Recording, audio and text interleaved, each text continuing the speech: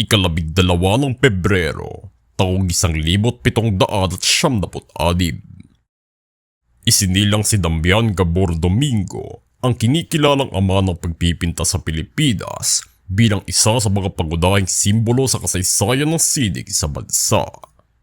Si Domingo ay isang mestizo na ipinanganak sa Tondo, Maynila,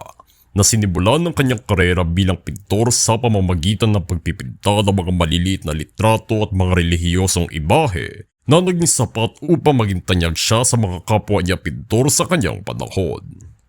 Itinaguyod din niya ang pinakaunang opisyal na paaralan ng sining sa Pilipinas, ang Akademia de Dibujo y Pintura, mula sa kanyang layunin na gawing mas madaling matutunan ng sining sa bansa,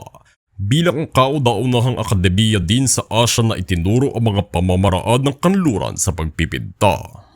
Itinatagbuli ng paaralang ito ng Sociedad Economica de los Amigos del País at nanilbi dito si Domingo bilang direktor, kung saan pinangasiwaan ng kanyang termino ang pantay-pantay na pagtrato sa mga estudyanteng Indio hanggang sa kanyang maagang pagkamatay sa edad na 38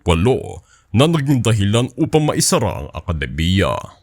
Sa kabila nito, nakapaglinang ang kanyang paaralan ng mga tao na naging sikat na alagad ng sining sa Pilipinas at inaalala ang kanyang pamana sa kultura sa larangan ng sining dahil sa kanyang mga kontribusyon sa pagpapausbong nito sa bansa.